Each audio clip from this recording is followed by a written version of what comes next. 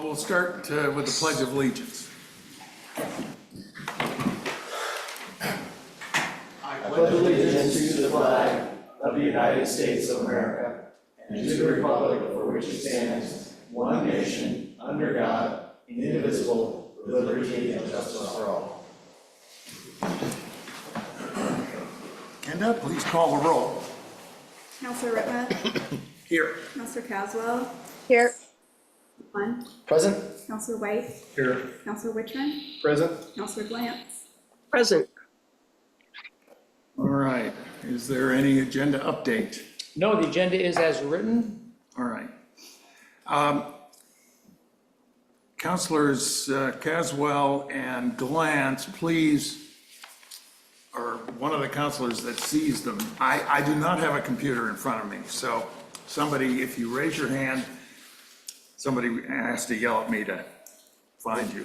We'll try to keep an eye out. We'll work that out. Anyway, next agenda item is public comment. Public comment on non-agenda and consent agenda items is welcome at this time.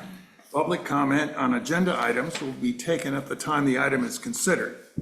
Public comment should be directed to the presiding officer and limited to matters of community interest or related to matters which may or could come before the council. Each speaker shall be limited to 5 minutes for each agenda item unless a different amount of time is allowed by the presiding officer with the consent of council. The council should avoid immediate or protracted responses to citizen comments. And I see some public comment. Please state your name and the city in which you reside. Greg Handy, 1105 Southwest Halsey, Troutdale, Oregon. And I will provide you with a copy of this letter for your record. Kendra? At termination. So this is to mayor and council. It is, the subject of the letter is a request for council response to March 2022 and January 2024 letters. Mayor and council, following recent correspondence with the community development director, I received an invitation to tonight's council meeting. Since the city manager, quote, manages communication with the council, I interpreted the invitation as another opportunity to appeal for a response from the council to my March 2022 and January 2024 letters. Quoted by a planning commission member, quote, "We can do better." I am cautiously optimistic that the council can actually do better. The city council has an obligation to communicate with the people it represents, to participate fully with mutual respect, to discuss, consider, and respond to concerns, questions, and recommendations brought to the council's attention. The responsibility and authority for the proper management and supervision of the city has been questioned. The council's obligation to thoroughly investigate and respond to those concerns, questions, and recommendations is particularly important if the council is truly interested in reducing risk and conflict and in strengthening public confidence in our government. I submitted written concerns in March 2022 and again in January 2024. I have yet to receive any response to either. Multiple requests in May 2022, July 2022, and January 2024 have been ignored by council. No reason has been provided by council. It was suggested that I should have addressed any concerns through a land use appeal process. I chose not to file an appeal for reasons explained to the community development director. The concerns, questions, and recommendations would have been relevant in an appeal, but the effects from the concerns, questions and recommendations I raise for council's review may, if left unchecked, occur in current and future developments. My expectation for a discussion and participation within a respectful professional framework has not been offered by council, nor has any other alternative been proposed. My numerous concerns, questions, and recommendations submitted have been ignored or dismissed with silence. Again, I respectfully request the council review and respond to the written information previously submitted to council in March of 2022 and January 2024. Thank you. Thank you, Greg.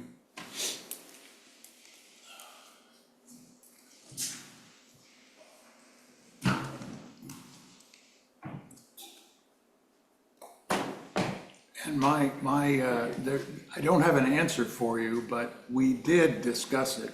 I discussed it with our city attorney,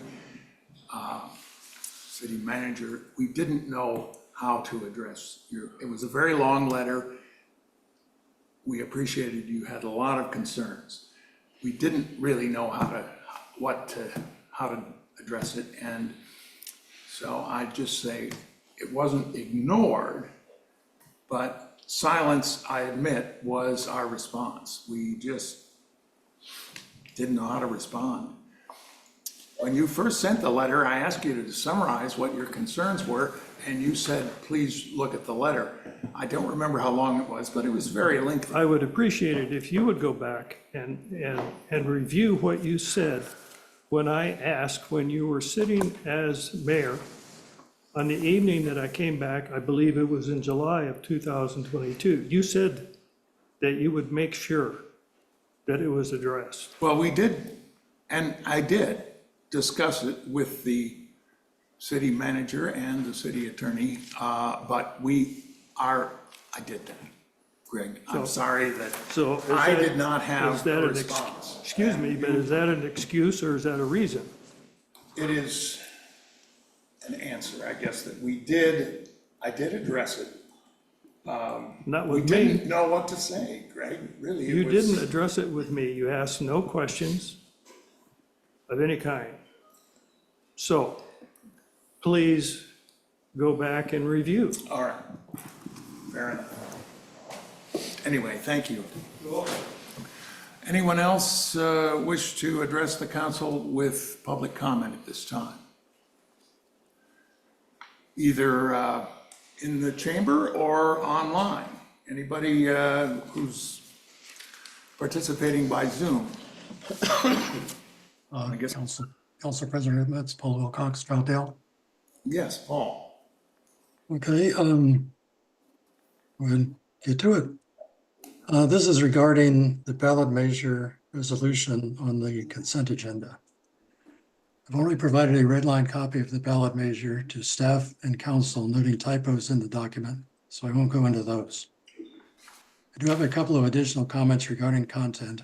In paragraph 4 of the explanatory statement, there's a reference to, quote, the text of this ordinance, unquote. That should at least be identified as ordinance number 882 for anyone wanting to review it. The second is in paragraph 5, which reads, quote, if approved, this measure would prohibit recreational marijuana retailers from establishing new retail sales stores after March 14, 2023 within the city, unquote. The key word here is new. Though I don't have documentation, I seem to recall Mr. Tromke at some point stating that the grandfathering of the current retailer applies to the location, but not to that specific business. If the current owner were to leave, a new recreational marijuana retailer could move into the same location on that basis. It might make a difference to voters if there's the potential for retail marijuana to be available in Troutdale indefinitely, while not sharing in the state sales tax proceeds. Thank you. All right, thank you, Paul. Anyone else on Zoom who wishes to make public comment? Now's the time. Hearing no one, I'm going to close public comment. And we'll move on to agenda item number 3, the consent agenda. Counselor One, how would you like to read the consent agenda? Do we just read it, or we do it as a motion? And then someone read it, and then someone does it? You could say I move to adopt. Okay. I move to adopt the consent agenda 3.1 resolution, a resolution amending the text of a ballot question, summary, and explanatory statement for an ordinance referred to the electors of the city declaring a ban on additional recreational marijuana retailers. 3.2 resolution, a resolution approving a third short-term extension of the exclusive franchise agreement with Waste Management of Oregon, Inc. Now you say move to adopt. Move to adopt. I move to And I'll adopt. second it. Okay. All right, can I go ahead and call the roll? Counselor Caswell, Yes. Counselor One, Yes. Council President Ritma, Yes. Counselor White, Yes. Counselor Wittrin, Yes. Counselor Glantz. Yes. All right, the consent agenda is adopted. We'll move on to agenda item number 4, a motion to approve Mount Hood Cable Regulatory Commission, MHCRC annual budget, 2024-2025 annual budget, excuse me. And is Jeff Dennerline, are you on Zoom? Yes, he is. Yes, I am unfortunately on Zoom. I had a schedule change and wasn't able to make it in person. I apologize. And then there's a certain irony in the representative for the Mounted Cable Regulatory Commission not able to get their camera to work. So you're just going to have to look at a blank screen and hear me read. Good evening, Council President and Councilors. My name is Jeff Dennerline, the City of Fairview's representative to the Mounted Cable Regulatory Commission. And I'm here on behalf of Norm Thomas, who is Troutdale's appointed representative, and he obviously could not be here tonight. It's my understanding, though, that Norm will make a more formal presentation sometime in July. The only reason I'm here tonight is to seek approval of the MHCRC's fiscal year 2024-25 budget, because that must be approved by the jurisdictions before July in accordance with our IGA. The MHCRC's proposed fiscal year 24-25 fund budget should be in your packet on page 6 of the budget document. And it also includes our annual report, our goals, objectives, and our goals and objectives for this coming year. The Commission voted at our last meeting on May 20th to unanimously recommend approval of the fiscal year 24-25 budget. Nearly all of the MHCRC's resources are funds collected from the cable companies, and the expenditures are the disbursement of those funds to the member jurisdictions, the community media centers, that would be Metro East, and the community technology grant recipients. After funding Metro East and the Commission's operating budget, the City of Troutdale is projected to receive about $32,474 from franchise fees next year. And this is a decrease of $5,800, basically because we keep losing cable subscribers, and we've also had Ziply exit the cable market in East County. Through the IGA, each jurisdiction agrees to fund a portion of the MHCR's operating budget. Troutdale's allocation to the Commission operating budget is $21,310, combined with contributions from the other jurisdictions. The total operating budget for the MHCRC is $531,711, used primarily to support professional level staff, of which there's actually a couple of them here tonight. As revenues decline, the Commission is relying on reserve and interest funds to supplement the budget to maintain current service levels. And finally, the Commission anticipates awarding roughly $1 million in community technology grants this coming year. We are in the process of awarding almost $2 million in grants this past year. And a summary of those grants awarded in fiscal year 22-23 are included in our annual report.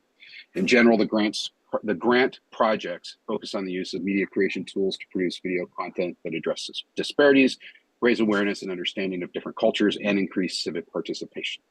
That concludes my presentation for tonight, and I will be happy to answer any questions you might have. All right, does anyone on the council have a question or questions?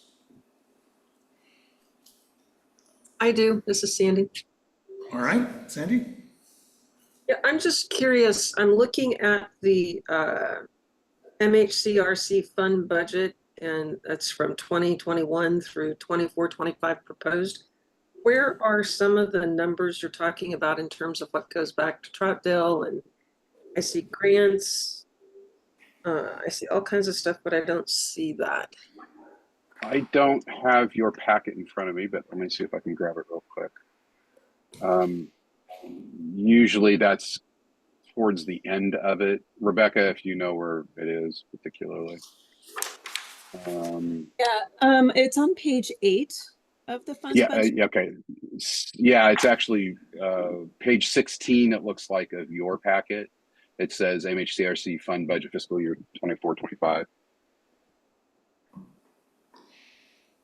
Thank you.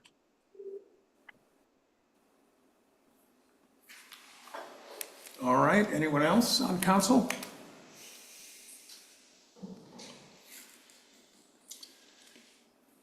If not, I'll open it up to the public to ask any questions or make comment. Is there anyone in the chamber here that wishes to comment on the Mount Hood Cable Regulatory Commission's 2024-2025 annual budget? Anyone on Zoom wish to comment? Council President, Ms. Yes. Paul Wilcox, Troutdale. Yes. I heard that Zipley is exiting East County, so that service is completely discontinued here? Zipley's cable TV service is exiting East County. Their internet and other and their phone activities are still here, but they decided to basically get rid of cable TV. Oh, I see. Okay, They've stopped offering it. Okay, thank you for clarifying that, because we have neighbors with Zipley internet. I'm on Zipley right now, so it'd be a real bummer if they decided to pull out. Yeah, definitely. Okay, thank you. Council Yes. President, just fortuitously, Andrew Spear, who's here with Mountain Community College, is a City Port employee who kind of runs that Cable Regulatory Commission. So if there's any particular questions, we'll put Andrew, if you don't mind, if Andrew can kind of answer that question for Mr. Wilcox. Please, go ahead. Yeah, hi, good evening. My name is Andrew Spear. I'm the Franchise Utility Program Manager with the City of Portland, and I manage the cable regulatory contract franchise agreement with Comcast and Zipley. I just wanted to call out, as part of the presentation, we've forecasted the Zipley removing itself from the market, but Zipley has not given formal notification to all the jurisdictions and MHCRC that they are doing that. So I just want to be clear that they're not removed themselves from the market yet, but we are forecasting within the next fiscal year, at some point, they will be ending their service to for cable services to East County. Understood. Thank you. I also have Zipley internet and phone, and glad to hear they're not exiting that. All right, any other public comment on this item? The MHCRC annual budget. I'm not hearing any, so the matter is before us. Can I ask a question? Yes. What if we don't approve this? What happens? That's a good question, Counselor. I had the same question. Like why do we have to approve this, or? I guess that's I my. think there's a need to get it done before the end of June. Well, no, but why? What do we, like, We will have a better report on July 9th when Norm Thomas, who is our representative, the Cable Regulatory Commission, is here. But yeah, I agree with you, Counselor. It is an odd phrase that we have to approve a budget that we were never involved in creating or having any information. And Jeff is probably in the same boat as you because he's on the Fairview City Council. I think approve is the wrong word. They just want to know that we saw it. Per the IGA, I agree. We don't, as council, we don't get to participate in the budgeting. That's actually why I sit on the commission, why Norm sits on the commission. We're representing you In that sense, we need the approval because that's what's in the IGA. When the IGA was forged 9 million years ago, seriously, it's 20 something years ago, it was like, okay, well, we need to have the ability, or we want the ability to approve this budget that we're part of. But you never really participate in it as a council, at a council level. You do it by an appointee, so. Okay.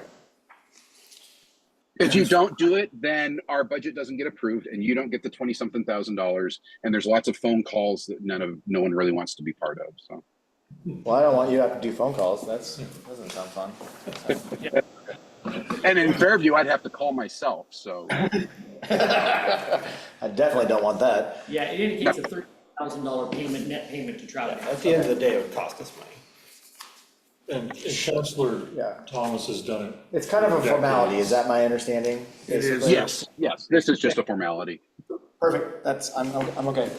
And Troutdale has excellent representation through Norm Thomas, who used to be on the council, but he's Just wanted to. He's great. Answer, So- that was all. all right. We have the matter before us. Do I have a motion to approve? If that's the right word, unless. I'll make a motion that we adopt approval of the Mount Hood Cable Regulatory Commission 2024-2025 annual budget. Second. All right. Counselor Caswell, Yes. Counselor Glenn, Yes. Council President Whitmer, Yes. Counselor White, Yes. Counselor Wittrin, Yes. Counselor Glantz. Yes. All right. Moving on to agenda item number 5, a presentation by Mount Hood Community College on a possible future bond measure. Welcome.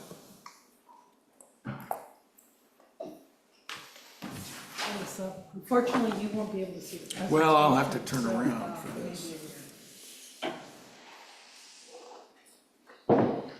That's not what I want. So while I'm loading this up, good evening. Lisa Scari, President of Mount Hood Community College. Thank you so much for having us here tonight to share some news or what we're up to. Hi, good evening. Andrew Spear. I'm on the Board of Education, Mount Hood Community College, and the board chair, current board chair. I live in Park Rose and represent District 3 on the board. And I'm also an alum of the college. I grew up in Sandy and graduated there in 2005. So thank you for having us tonight. Really appreciate the time. We were here, I believe, 7 or so months ago to kind of give an update on where the college is at, and we were working on a strategic planning process at that time, and that is now being implemented at the college, and as part of that, we're moving into a phase of a facilities master plan that just completed, and then thinking about the capital needs of the college as we look into the future. So we're here before you today to just present where we're at with our bond planning process and what we're considering when it comes to both the asset improvements and then what are the actual bond amount we're looking to go out with. But first, Elisa will provide kind of an overview of the college and gives you some statistics to give a background around what we are, a current day college. Thank you. So I always like to give a little rundown. Mount Hood Community College, as you may not know, serves a district of 950 square miles. We go all the way from 82nd Street in Portland, up along the Columbia River, out to Cascade Locks, up by Government Camp, and then we kind of cut through Clackamas County to capture Sandy, Boring, parts of Damascus, and a little bit of Happy Valley. We have over 1,000 employees that work at our 3 locations, primary locations, the main campus, Rooney Center in downtown Gresham, and Maywood Park campus.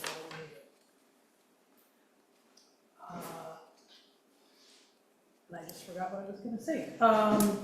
We are almost 60 years old, and over that time have served over almost 1 million students. We do the full gamut of education, starting with infants, with our early Head Start program. We run the East Multnomah County Head Start program with 21 sites. With our high school students, we do dual credit and also early college, and then for adults, we offer credit, non-credit, certificates, short-term training, degrees, 2-year degrees, and then starting next year, a 4-year degree in cybersecurity. We also do community ed, customized training for businesses, and serve over 6,000 apprentices a year in 21 different trade areas. Few shout outs, we were named number 4 in the country last year for the highest quality education at the most affordable cost. I credit this to our board, who every year when I bring the budget, they say, can you keep tuition a little bit lower? So I believe that coupled with our amazing faculty have led to this position.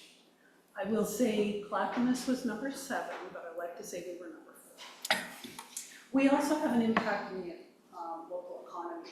Recent studies show that it was about $423 million a year that we bring goods and services, salaries, and just overall economic impact. A little bit of our students from last year, 18,500 students, 36% of them are students of color, and our Hispanic students are the largest population, coming in at 21%. Most of our students are part-time, and average age is 28. I always like to bring this home when we look at our records. We have 790 students that call Troutdale home, and there's 61 employees that reside in your city. Looking at Reynolds High School, I wanted to share a little bit about the impact. This shows dual enrolled students. So these are students that are actually in the high school that are getting college credit at the same time they're getting high school credit. And we're averaging about 160 dual enrolled students per year over the last 5 years. If you look at any student, we're averaging about an additional 700 students a year that have Reynolds High School on their transcript. And so all in all, significant amount of impact with Reynolds High School.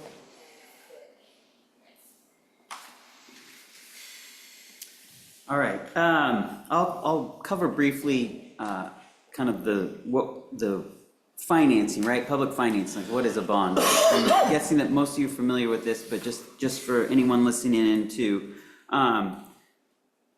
we can borrow money once it is approved by voters from a capital standpoint, and capital being for improvements on facilities. And so the college has not passed a bond since the 1970s, and so we've been in this state of working to make capital improvements kind of on a triage basis, so as we've had major events. But in essence, we need voter approval in order to move forward and issue the bonds and make capital investments for college facilities.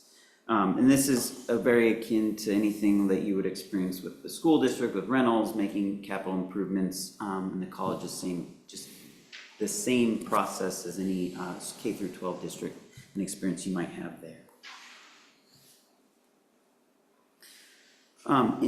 Just for some history and context, the college was originally built, or the first bond rather was passed in 1965 and for $6.5 million, and then we have a second bond in 1974 for $6 million. And so, we've been sharing recently in our community presentations, the college was built out for $12.5 million, right? And obviously that was 1965 and 1974 dollars, but think about no major improvements or bringing those assets up to date has occurred since that time. And so we've really been doing our due diligence to maintain a public good through the various former college presidents before Lisa, and then Lisa's work currently. And we've, I can recall a pipe main breaking 2 winters ago, and that was, hundreds of thousands of dollars, and it's just a kind of emergency basis approval and some roof leaks. And so the board has been kind of faced with budget approval through fixing items kind of on an ad hoc basis, but on an emergency basis as well. In determining the bond, so I mentioned at the top on my intro that the college has been really intentional, and then I think the board, starting with the board on down to the administration. So it was during the height of COVID of 2021, the board directed a strategic planning process be done, and so that was part of Lisa's initiative for that year. And so we kicked off a strategic planning process to say, what is our 3 to 10 year look around what are our needs as an institution for the community. And so that process took us about 2 years or so once you did the full gambit of research and community engagement. And then that led into identifying, here's your program needs, here's your community needs, and how those are merging. And then thinking about also how do those program needs shape asset needs of the campus. And so that then spun off into a capital review process around facilities. And so we've just completed that comprehensive facilities plan, and then in kind of concert with that, we've been working on layering in the bond planning with that. And so we'll be able to share a little bit here in a second around what we've done with the bond planning. But the evaluations and look at our current assets showed about $200 million of capital needed to bring assets up to date. As part of our process, we formed a capital planning committee for the bond, and so on the list here you'll see the members of the committee. It was a pretty diverse cross section of folks. We met, I believe we met 5 times. We met 5 times as a committee, had good participation at all those meetings, and then one of those 5 times was a kind of a build a bond process, saying, given all the needs that were identified in the facilities plan, what could we build for how much? And so you're thinking of that $200 million amount as the top end, the bookend of highest amount, and then saying, well, what is reasonable? Because we at the end of the day, we have to bring this to voters, and what is acceptable for voters to consider. And so we've had participation, most notably by the Reynolds School Board Chair, and then also other community members, namely council member from Fairview, in the nearby area.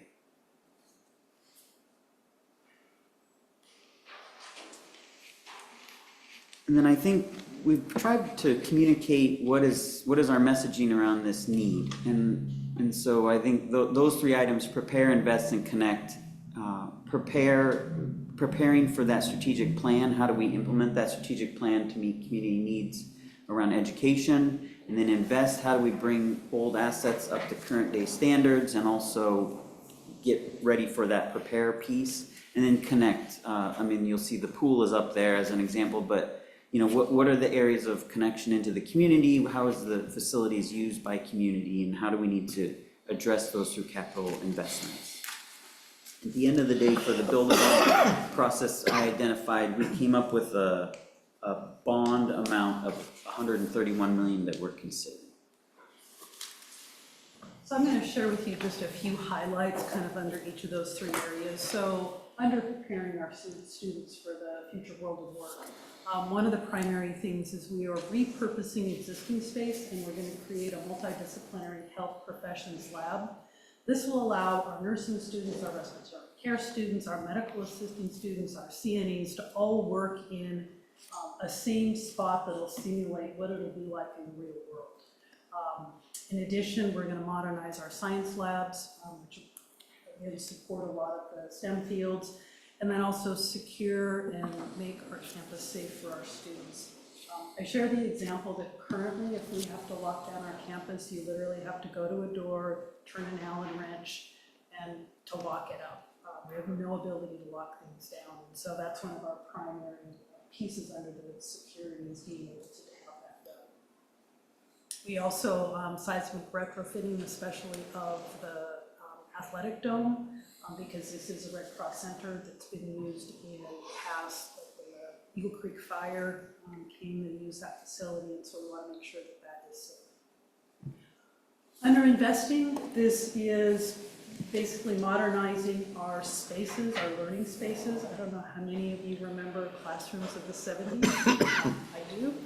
They weren't designed for the technology of today. So one of the things we want to do is be able to update them so that they can accommodate how learning happens today. In addition, we want to replace outdated equipment and become more energy efficient. We still have a boiler, I think, from the 1970s, so we'd like to increase the efficiency on that. In addition, under this space, we have applied for an $8 million capital match from the state, and do have the Higher Education Coordinating Commission's approval to be on their list, and so we'll be working on that in the next legislative session. And then lastly, connecting with our community, a lot of the centers around our athletic facilities. Our pool, primary, hopefully all of you have been to the pool, maybe swam in the pool or watched someone swim in the pool. In addition to the recreational use and educational use, it's also an economic impact in this area. In fact, I heard someone talk, there was a recent competition up there, and the food court up the street, I just want to see down the street, was packed. And so we know that having events in that pool is bringing business into your community and to your employers. In addition, we want to make sure that all of our facilities are accessible so that any individual can take advantage and participate in our spaces. As mentioned, the total bond amount we're considering is $131 million, and so when you think about how does that impact us as property owners, the estimated cost is 25 cents per thousand of assessed value, and I just want to note the assessed value. It's not the market value, but our assessed value of our property. The average amount per month is, we're coming in at around $5. And so Lisa mentioned the number of the size of the district, and so we have quite a large district in terms of land mass, and that covers from about 82nd in Portland all the way out to out to past Sandy in the mountains. So we have a large tax base in which to recover these costs, and it covers 2 counties, and so, or well, 3 counties. And then we also want to be cognizant of what are the selling points. And I think one thing that struck me that we've tried to communicate as well is that we're only upgrading and making changes to existing facilities. There's no addition of square footage. It's trying to make use of the current square footage that we have today. In terms of timeline, so we went through the planning stages and the bond committee, and so we're past that, and we have kind of that amount of 131. Now we're been working on for the past, say, 4 months, community engagement, doing presentations like this, and then with other community groups. And then in about 2-3 weeks, the board will be receiving its last polling information, and then we'll be able to make our decision in July of go, no go. So that's our timeline at this point, and we're wanting to hear any feedback that community has, and then also be able to think about how, if we move forward on saying yes as a board, how you all as elected officials can help support this effort as well. As mentioned, the purpose of this presentation is to hear feedback. So you'll see here there's a email address that you can email us at to give direct feedback or any thoughts that you have. We'd love to hear that. And then also, as we consider this as a board, if there's anything that you believe we as board members should know about, that could be part of that communication to us as well. We're here to engage with you and hear feedback and take that back to make any revisions, and so we'd love to hear any thoughts that you can share. And that concludes our presentation, so thank you so much for your time, and we're happy to take any questions. Well, thank you. Councilors, questions? Are you're going for to put the bond measure on this upcoming election? Yeah, November. Okay. Yes. And we have a timeline of getting final approval on the second reading by July. When was the last time you attempted to go for a bond? 2017. So, okay. All right, perfect. Thank you. Yes. So you're looking for 131, but you have a need of 201, that's a big gap. What's your plan to mitigate that, or are you looking to do another bond in the future after that? What's the plan there? So a lot of the projects are scalable, and that was one of the intentions around the facility plan. So while we've got about a $70 million difference, keep in mind that we have general fund allocated for improvements, and so we'll continue to use some of that money to continue to do upgrades. It also opens the door for private philanthropy, and so trying to figure out how we can get additional support or grants. Yes, Glenn, go ahead.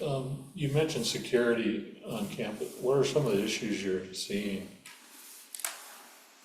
Fortunately, most of what we see is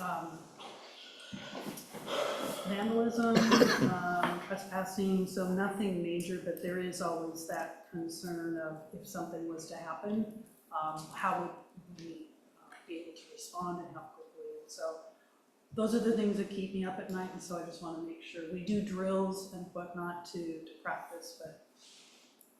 Thanks. Ellison or Sandy's got her hand up. Sandy? Yeah, go ahead, Sandy. Yep, I saw in the presentation you had a welder. Do you have things like blue collar types of training? What are they? Yes, we have welding, we have automotive, we have mechatronics, which is a fancy term for kind of process, like semiconductors. We work really closely with onsemi and microchip, and so for their technicians and operators. We also try to get the apprenticeship programs where we have 6,000 students. Those are in all the trades. Those would be blue collar. Yeah, the reason I was asking was twofold. I've been reading recently and across a couple of news outlets about how Gen Z doesn't want to have, the big college bill, and so they're looking at going to the blue collar professions in a pretty significant percentage. And then the other thing is the I-5 bridge rebuild, where they're talking about how much training and bodies they're going to need in order to complete that in just a few years. So I don't know if you're actively involved with some of that. Indirectly. So our work with the trade centers, it used to be Pacific Northwest Carpenters Institute, some of the others, we share students there, and so there's that support. And then obviously our welding program, I think one of the downsides is a lot of students don't graduate because they get swept away by employers before they can complete. So that's a good thing, but it doesn't make our completion numbers look good. Thank you. Yeah. Yes, Glenn. Just another question. I'm just curious, how many of your students come from outside the district or internationally? We have very few international students. I want to say, because it's interesting when we get there, when they move here, that's what shows on their record. But I know from athletics, we do, some of our students are from out of the area, and then some of the programs like funeral science and nursing, which are unique programs and harder to get into the pool. But I would say all in all, probably 90–95% of our students are from either our district or borderline, we might get some people like from SOK. I love having the college right there in our backyard. Both my children attended courses there and my wife also, so it's been a good asset. Just have a quick question. Yeah.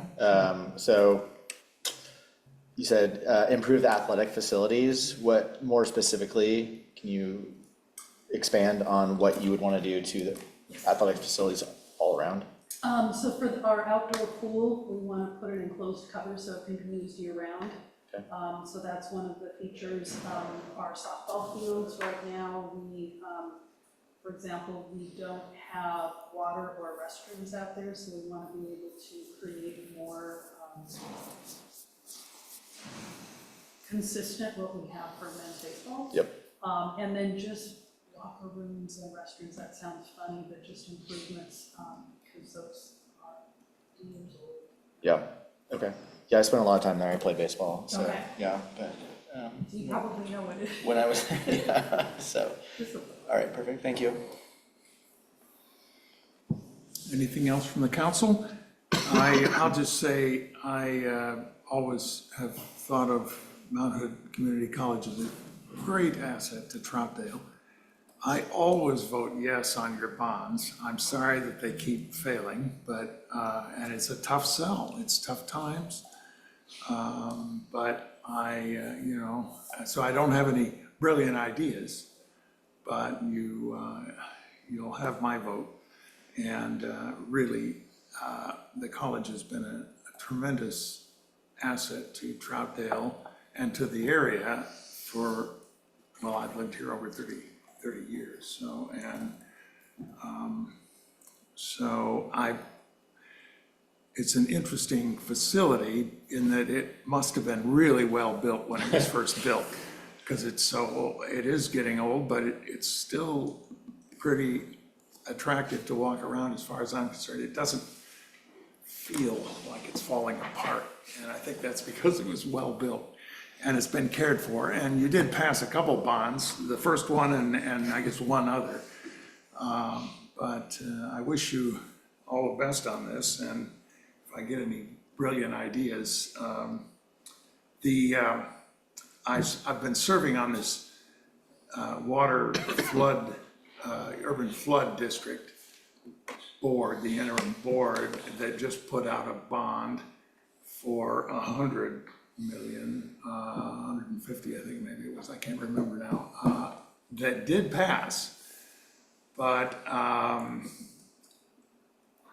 lot of that district was in Portland, where bonds are easier to pass. So out here, people are much more skeptical, and so I don't know. Anyway, I wish you well. I'm going to open it up for public comment to address these guests we have from Mount Hood. If anyone here in the chamber wishes to make public comment, please do so now. If not, how about out in Zoom? Anybody in Zoom land wish to address our representatives from Mount Hood College? I don't see anybody. All right. Raising their hand. I'm not hearing anybody, so, oh, there is one. Ed Tromke, city attorney. Very good. Don't reside in the town, unfortunately. A close friend of mine got his first job back from Vietnam planting trees at Mount Hood Community College. And he still speaks very highly of the college, loves it, still goes by out there. And I know he also supports your bonds when they come up. So you do have a lot of supporters on people, not just your graduates, but people who've worked for you too. So 60 years ago. Yeah, thanks. 50 years ago anyway. All right, well, I guess Glenn, you have One another quick one? one. Yeah, I just thought, my son graduated through the hatchery program and currently works for ODFW, but I know that's a rare program in the state, and that might be something to promote, because your district is full of outdoor fishermen and that type, and it'd be a huge loss to lose that program. And I'd be willing to pay a little extra for my fishing license each year to help you guys out. But maybe that's another angle. I don't know what the legal, it's probably gonna say, you can't do that, but. You can do that. I think, Yeah, I think Council that'd be a good President, angle. if I could just say a couple of words, I think what is impactful to me on the board is that, and then me as a former student, is when I have thought back to the times that I attended Mount Hood Community College and I look at the tuition increase, a state funding mechanism changed during that time. And then what that did is it placed the burden of institutional costs onto students. And so each budget year, we have about a $1 to $2 increase in tuition that we're considering. And so if we don't make these, if we're not able to pass a bond, then we're placing that kind of emergency capital. I mean, Lisa just mentioned that we place capital improvements in our annual budget for general fund. And so we're placing that burden on students, future students, and current. And so I just want, you all are influential folks in your community, and you all know a lot of folks. And I don't see this as a blue or a red issue. This is just a community issue. And so no one loves paying more for things, but that's the reality that we're in, because, right, you all see it on your budgets on when Ray brings forward, you know, the inflation factors that he's considering with his budget process. We are facing those same constraints too, and that's, again, tightening up the reins on what we can do from a capital standpoint. And so if I have an ask for you all as elected officials, if you can help spread the word with your networks and engage in conversation, and then please, we're happy as a board to communicate with any groups that you can identify. So please use that email to let us know if you know of a group that would be helpful for us to present to. Thank you. All right, I'm sure we will. Anything else from anyone? Public, council, staff? Anyway, thank you for coming, and best of luck. Thank you for your time. We're rooting for you. All right, I'll move on to agenda item number 6. This is a public hearing. The ordinance amending the park and recreation areas, chapter 13.20 of the Troutdale Municipal Code, providing for limitation of city liability under Oregon Public Use of Lands Act. This ordinance was introduced at the last council meeting, and it's being considered for adoption tonight. Eric. Thank you, Council President Ripma. Councilors, good evening. Yes, this is the second reading of the ordinance, but sort of the third time I've talked about this particular item with you. We had a resolution that the council addressed back in April, and I had mentioned back then that we'd be bringing an amendment to the municipal code.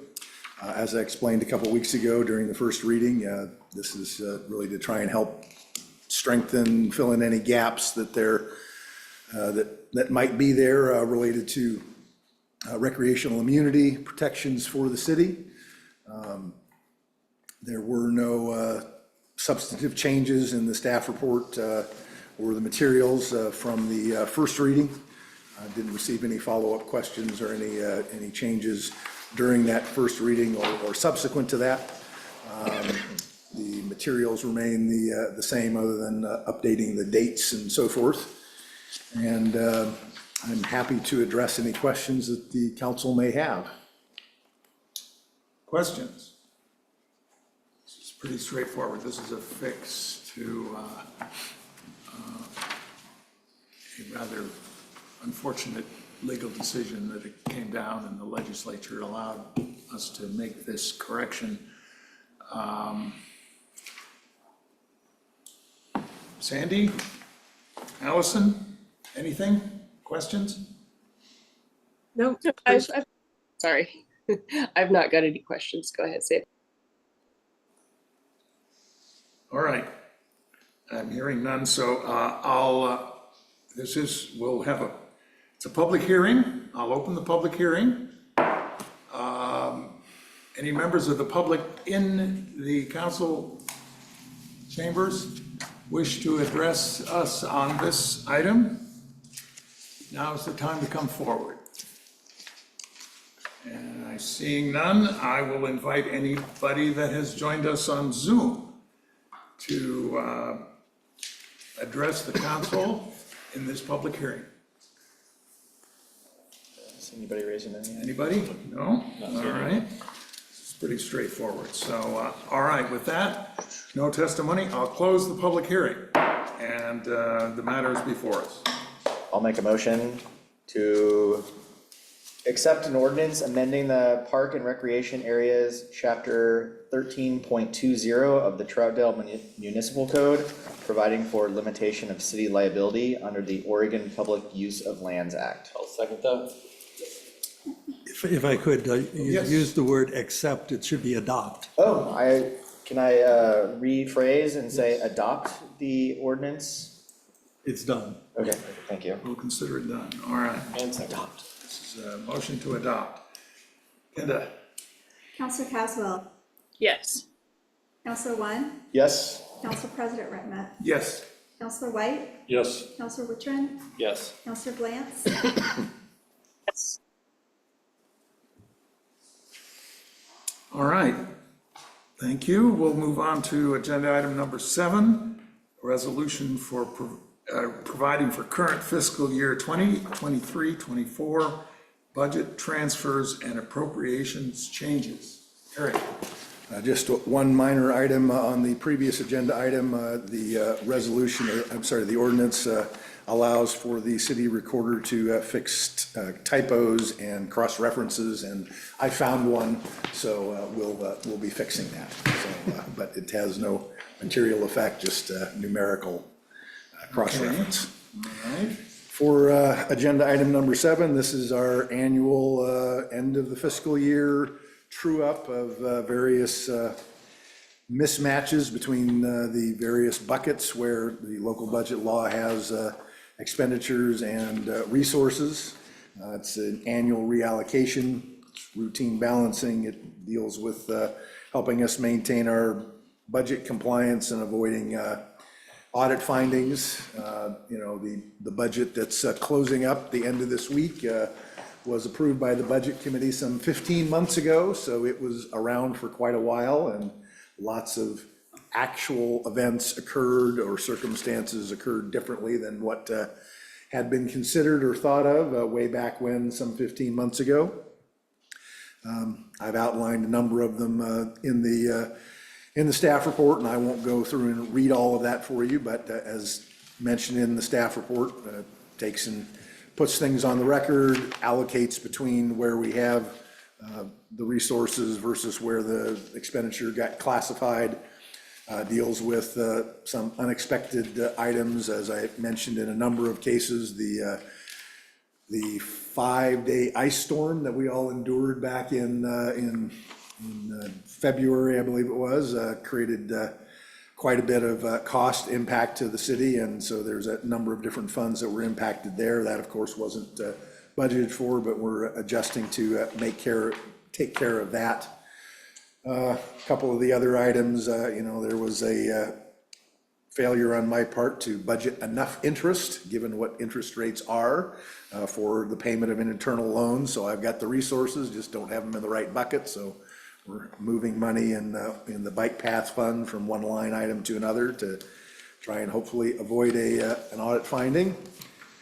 And the general obligation bond, again, the correct amount was paid. I just used the wrong number from the prior, the original debt service schedule when I was preparing the budget some 18 months ago. So we paid the correct amount. We just need to correct it on paper on the record so that I don't show as, quote, overspending while paying the correct loan amount. So with that, I'm happy to address any questions that the council may have. Questions from the council? Glenn? so that loan you're talking about was it wasn't a fixed rate? It was a variable interest rate? No, it's an internal loan between the Parks SDC fund and the Bike and Path Trail Fund, and I budgeted $500, and the interest is gonna come up greater than 500, so I'm moving $1,000 of existing appropriation from one bucket to another, so that we're paying one fund is paying another fund, so it's not money even leaving the city, it's just. Got it, thanks. Any other questions regarding the budget transfers? I have a question. Yes, Sandy? I'm looking at the staff report on page 4, second to the last paragraph. Talks about after the above contingency transfers totaling $535,650. General fund is projected to end the fiscal year approximately $5 million under budget, but it's still, 500,000 less than we previously thought? No, that wouldn't be the way to look at it. We, as I say, we do this annually to move the money from one bucket to another. A year ago, when we adopted this budget at year end, it was, we transferred 614,000 rather than, what is it, the 535, I think that you just mentioned. And that, at that point, the contingency was $1 million. We transferred 641 of that, but we still ended the year more than 2 million under budget. So more than $1 million more than all of the contingency. It's just we moved some of it out of that category into other categories. And so this is the same kind of, I don't know what the numbers are gonna be because of course the year's not over yet. I don't even have the June invoices from all the vendors and all of those other things, but that's just my current estimate as to where we'll come out at the end of the year. So for the general contingency fund, we'll end up ahead of where we thought we were going to be when we looked at budgets a couple months ago. Well, contingency is always zero on the actual basis at the end of the year because contingency is a category of appropriations and it expires in its entirety at year end. So every actual, as you look back in the prior budgets, contingency is always zero. So we never spend on contingency because it isn't something, we move money to other categories to spend that appropriation. You're right, I misspoke. I meant the general fund. Does the general fund end up higher or lower than we thought it would be a few months ago? I don't know off the top of my head. I didn't look at it that way and didn't bring that information with me this evening. Thank you. Any other questions from the council? All right, well, I'll open it for public comment on this resolution providing budget transfers and appropriation changes. Anyone in the council chamber wishes to address the council on this issue before we adopt the resolution? Now's the time. All right, not seeing anybody. Anybody on Zoom? Councilor So, yes. Paul Wilcox, Yes. you have me? Yes, Paul. Okay. Let's get to it again.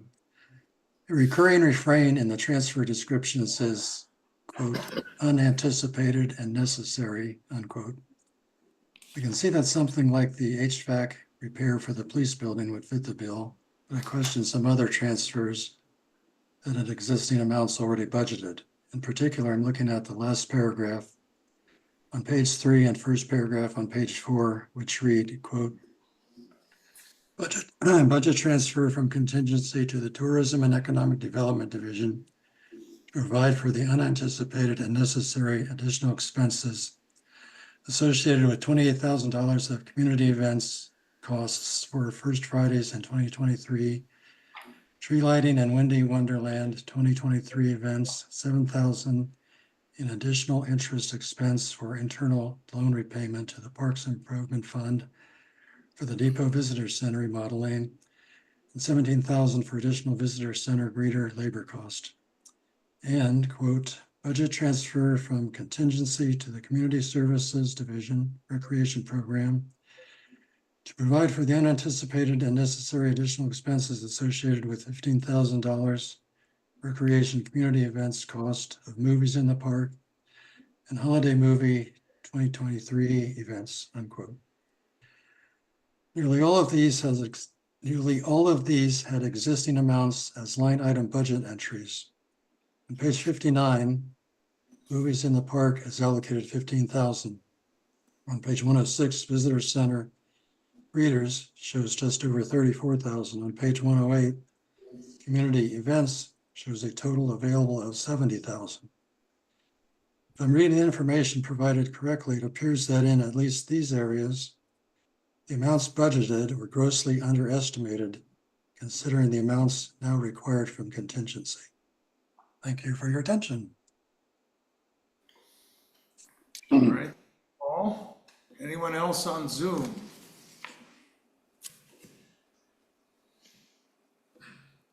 Not hearing anything. I don't know if Eric, you'd like to make a comment about some of these. I mean, these were unanticipated. I don't disagree with Mr. Wilcox's conclusion. I would say that from the time the budget was planned versus what was executed, the quantity of events and the scope and the scale were all expanded. So what was budgeted for was not adequate for what was undertaken. Understood. All right. Well, very good. If there's no further questions or comments, I will entertain a motion. Close public comment? I'll close public comment. Okay, and then I will move that we adopt a resolution providing for the current fiscal year 2023-2024 budget transfers and making appropriation changes. Second? All right. Kenda? Council Caswell, Yes. Council One, Yes. Council President Whitmer, Yes. Councilor White, Yes. Councilor Wittrin, Yes. Councilor Glantz.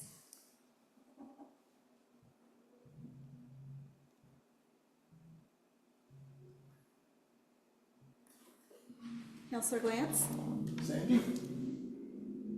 we can't hear you. Oh, I know I didn't unmute, my bad. You know, I gotta have one of those on every Zoom meeting. Yes. All right. Thank you. Yes, thank you, Eric. We'll move on to agenda item number 8, staff communications. Thank you, Council President. You have had a busy month of June for meetings, but you only have one more before the summer break. We'll be back here on July 9th, so that'll be the last meeting before the summer break. Second of all, just want to report that a couple weeks ago, we had a fabulous recycling event that was very popular. Things like electronics, styrofoam, and bicycle recycling was very well received by the public, and we had a lot of people return those things in for recycling, which was great. And along with that event, we also had yard debris recycling up in the Sandy Palisades neighborhood that was also very popular and had a ton of yard debris that was pulled out of there. And you may ask, well, why was it in Sandy Palisades and are we doing it other places? The reason Sandy Palisades was selected for this with waste management, because there were limited funds to do it, is they're surrounded by forest. And so part of the focus was part of the grant that we have to get defensible spaces. And if you're familiar with the map, they're surrounded on all 3 sides by woods and canyons. And so we focused in that area to encourage defensible spaces, and that's why it was operated in that neighborhood. So that's all I have, Council President. All right, thank you. Council communications, I guess I'll do the order we voted. Allison? Do you have any comments? Nope, nothing for me. All right. Councilor One. Yeah, I guess my only thing that I want to throw out there is, and this is to all the people listening and that will review these city council's meetings that we'd use, is that I find it slightly disappointing that our city closes down around like 8 o'clock. And I'm just gonna put it out there to anybody at the food carts, if we like staying open until 10, especially in the summertime, would be awesome. I find that a lot of times families are, you know, doing things in the evenings with their kids and whatnot. And by the time they get done, it's 8:30, and by the time they're driving, it's closer to 8:30 to 9. And I wish that they would reconsider maybe their hours. I know the burrito shop is also open till 9, and I think maybe during the summer that having it open be up until 10 would be great. But I don't know, I'm not like criticizing them or anything. It just would be sweet if they would stay open a little bit later. Especially with the nice weather, people like being outside. And that's it for me. All right, thank you. And I guess I'm next, and I really don't have anything, so I'll pass. I don't know technically the order. Glenn, go ahead. Yeah, I was just gonna wish everybody a happy and safe 4th of July. It's already upon us. That's all I have. And I'll just say, I'm just looking forward to, you know, our next First Friday and all our events that we have going on. I love our little town and wouldn't want to be anywhere else, so can't wait to enjoy the summer here, so. We certainly it's been good so far. Sandy? Yep, I just wanted to pass on, one of the groups I represent Troutdale on is the RDPO, a Regional Disaster Preparedness Organization. And last Friday, we got the annual briefing on what to expect for forest fires this year. And the good news is right now, everything looks normal. We're not at an increased risk. But with that said, I would like to encourage everyone to be safe over 4th of July. And, know where that it only takes one bad step to get us all in trouble. So please be careful. I would entertain a motion to adjourn. So moved. All right. Second. All in favor, say aye. Aye. Any opposed? We are adjourned.